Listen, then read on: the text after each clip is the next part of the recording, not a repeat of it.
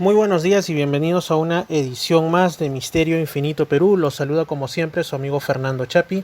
Y en esta ocasión voy a narrarles tres interesantes leyendas de un grupo étnico denominado los Carayás, que habitan en la selva amazónica, concretamente en la parte correspondiente a Brasil.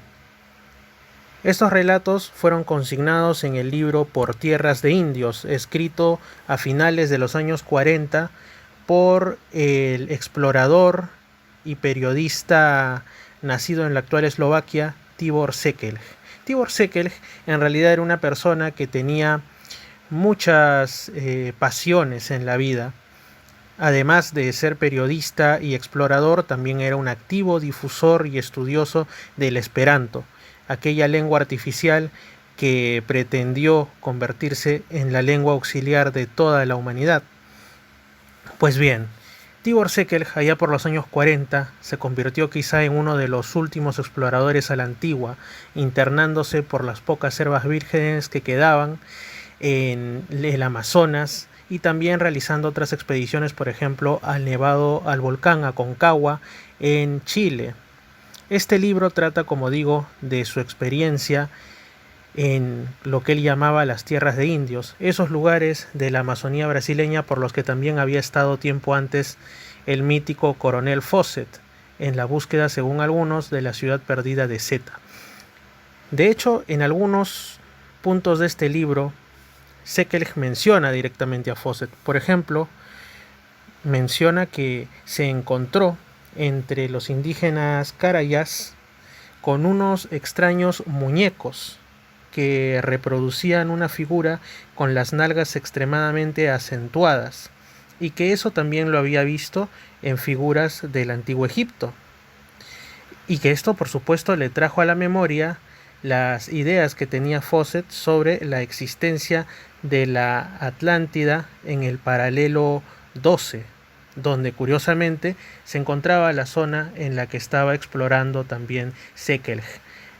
Sekelj establece como hipótesis que la presencia de estos elementos culturales tan particulares y tan parecidos entre Carayás y egipcios a ambos lados del océano podrían obedecer a la difusión cultural de una desaparecida civilización que existió en medio de ambos pueblos, y para ser más precisos, en medio del océano, alrededor del paralelo 12, tal como, según Sekelj, lo habría dicho Fawcett, la Atlántida, ni más ni menos. Pero más allá de esto, pasemos a las leyendas que llamaron mi atención en este libro, y que ya el propio Sekelj le habían llamado la atención y lo dejó consignado en sus textos. La primera leyenda habla sobre el origen que la tribu Carayá atribuía a su grupo humano. Diarina era el nombre del informante de Sekelj. Paso a leer. Los Carayás, decía Diarina, provienen de los peces, pero sucedió una vez que los peces del Verohocan, o sea, el río Araguaia, abandonaron las aguas, deseosos de conocer la vida de los animales terrestres. Se alejaron mucho de la costa y perdieron el rumbo para volver, porque les faltaba experiencia en la orientación. Después, para no perecer de hambre, necesitaron piernas, y les crecieron piernas, y adquirieron inteligencia para poder luchar contra los animales más fuertes, y así nacieron los primeros Carayás. Después el autor pone entre paréntesis: a propósito, ¿acaso no está más cerca esta leyenda sobre los primeros hombres de las teorías científicas al respecto que la historia del Génesis según la Biblia? Digamos que para Sekelj no pasó desapercibido este llamativo relato, que parece contar de una manera bastante resumida los recuerdos quizá de algún antiguo conocimiento sobre lo que ahora llamamos la teoría de la evolución, de cómo los primeros seres vertebrados habrían estado en el mar, los peces. Posteriormente, algunos peces habrían desarrollado ciertos espolones, ciertos apéndices similares a patas, posteriormente verdaderas patas, de ahí los anfibios, los reptiles, las aves y los mamíferos, hasta llegar al ser humano. La segunda leyenda explica para los Carayás por qué se dividieron las estaciones, por qué el año tiene una época seca y también una época lluviosa. Paso a leer. Los indios vivían una vida feliz en sus buenos tiempos, sin que jamás lloviera más de lo necesario para que las plantas florecieran y dieran fruto. Así por lo menos dice la leyenda. Un día partieron los hombres de la tribu para una cacería y dieron con los rastros de una enorme manada de caititúes, una especie de cerdos salvajes. Los persiguieron y cuando los animales entraron en una casa de termitas que se ensanchó hasta dar lugar a una gruta de tamaño fabuloso, se lanzaron sobre ellos y los mataron a mazazos. No habían advertido que en el fondo de la gruta había una laguna de la cual se elevó una figura monstruosa. Con voz tremenda ésta anunció que era Iracé, el espíritu de las lluvias, y que los cerdos eran sus mejores amigos. Mostróse muy enojado y decidió castigar a los carayás. Empezó a fumar en su pipa y con su humo nubló el cielo. Inmediatamente empezó a caer una lluvia que no cesó sino después de varias lunas, al punto que los indios ya creían que estaban condenados al exterminio. Desde entonces, todos los años Iracé repite este castigo. No sé si a ustedes les recuerda esta leyenda a otras que hay alrededor del mundo, e incluso a testimonios, a casos que son mucho más actuales, en los cuales personas dicen entrar en extrañas grutas, cuevas, cavidades, que de pronto se ensanchan y hay todo un mundo en su interior, e incluso llegan a ver extraños seres, aparentemente inteligentes, algunos buenos, otros malos. Estos relatos, por ejemplo, son muy comunes hasta el día de hoy entre los mineros, por ejemplo en Bolivia, también en algunas zonas de Perú. Y no solo eso, sino también la referencia a esa lluvia que no cesaba y que estuvo a punto de exterminar a los carayás por una transgresión hacia los deseos del Dios. Por supuesto, esto nos llevaría a relacionarlo a el mito del diluvio, que no solo está contenido en la Biblia, sino también en el Corán, también en las leyendas de los Andes y en realidad en las de medio mundo y las más antiguas religiones. La tercera leyenda es, sin embargo, la más curiosa e impresionante si cabe. El propio Sekelig lo dice antes de empezar a narrarla. Otra de las historias hablaba de la presencia de un dios blanco. Daina Hakan, el astro grande, o sea el lucero, es decir, estamos hablando del planeta Venus, que es llamado lucero en muchas culturas alrededor del mundo, era tan hermoso una noche que una de dos hermanas que lo observaban lo deseó por esposo. El brillante astro decidió complacer a la joven y una noche cuando todos dormían, un hombre apareció en su choza y se ubicó en la estera junto a ella. La joven fue invadida por la alegría y llamó al padre para que presenciara el cumplimiento de su anhelo. Encendieron fuego y a su luz vieron, que Daina Hakan era viejo y barbudo, aunque de cara hermosa y blanca como la estrella misma. La joven, desilusionada, rechazó casarse con el astro, pero la otra hermana en cambio se sintió atraída por él y declaró que lo quería por esposo. Se casaron con el consentimiento del padre y la admiración de la tribu. Al día siguiente Daina Hakan bajó al río y entró en el agua hasta que ésta le cubrió las rodillas. Sacó del fondo del río brotes de mandioca y granos de maíz, cosas que los carayás nunca habían visto antes, y dijo a su mujer: «Me voy a buscar un campo y plantar, para que nosotros y toda la tribu tenga más y mejor comida.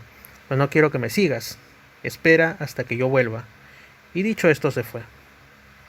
La joven esposa lo esperó todo el día, y por fin al atardecer, temerosa de que algo le hubiera sucedido, se encaminó en su busca. Lo encontró trabajando en un campo, pero ahora Daina Hakan no era viejo ni débil, y hasta su barba había desaparecido. Se había transformado en un joven fuerte y simpático, que fue recibido jubilosamente no solo por su esposa, sino por toda la tribu. Tiempo después, los sembrados rindieron sus frutos, y cuando los carayás los probaron, comprobaron que eran buenos, y pidieron a Daina Hakan que les enseñara a cultivar la tierra.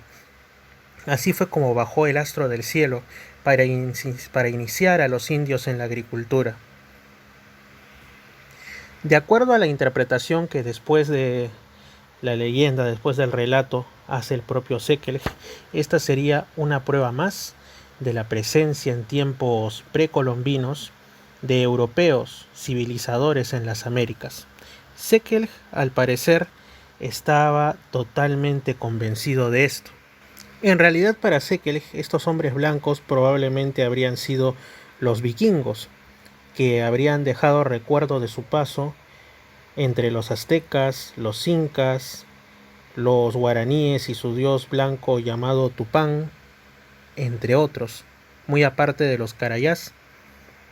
Según Sekelig, una posible explicación de la leyenda es que este hombre blanco, venido desde Europa, habría dejado su balsa o su barco en algún lugar no muy lejano a los lugares de vivienda de la tribu, y ahí tendría semillas que habría ido recogiendo conforme iba explorando.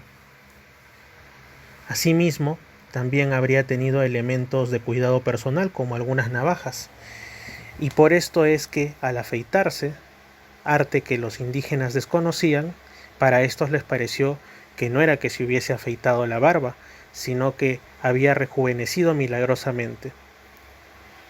El color blanco de una persona proveniente del norte de Europa habría asimismo parecido a los indígenas carayás como un recordatorio del color del astro, del lucero, de Venus en pocas palabras. En esa época, en la época en que Sekelig visitó la región y cuando escribió su libro, recién estaban por ahí en pañales apareciendo las conjeturas respecto a la presencia no del hombre blanco antiguamente en América, sino de la existencia de civilizaciones no humanas provenientes de algún lugar desconocido o algunos o muchos lugares desconocidos fuera de la Tierra entre nuestros antepasados más remotos. Se teoriza, y ustedes lo deben de saber muy bien, que las distintas leyendas, en muchos casos equivalentes, repartidas alrededor del mundo, responderían a enseñanzas comunes provenientes de esos dioses bajados de los cielos, de esos dioses instructores que enseñaron la agricultura, la fundición de metales y los más importantes elementos culturales a pueblos alejados por montañas y mares alrededor del mundo. Sekelig, por supuesto, no iba por ese camino, pero a mí me parece que sí. De hecho, es elocuente la mención que se hace del lucero, del planeta Venus, que descendió en forma de hombre. Quizá esto en realidad hizo referencia a un ser de apariencia humana, de piel clara, como ahora por ejemplo se habla mucho de los famosos extraterrestres nórdicos, que descendió de un astro luminoso en medio de la noche. Un astro que era tan brillante que lo confundieron con el planeta Venus, que es el cuerpo celestial que más brilla aparentemente en los cielos de la Tierra después de la Luna. En el cielo nocturno me refiero. Así que podríamos estar ante el testimonio, visto desde la forma de los carayás, de un ser que vino de otro planeta, cuya nave estuvo refulgente en los cielos de las noches amazónicas y que, como en tantos otros lugares del mundo, trajo elementos culturales e incluso se cruzó, por así decirlo, con las hijas de los hombres, con, en este caso, por lo menos una hija de los carayás. Interesante cómo estas historias se repiten y las podemos encontrar incluso en antiguos libros de viaje.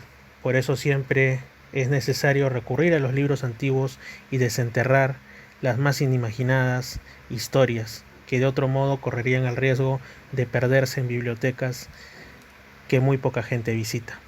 Un saludo desde Misterio Infinito, Perú.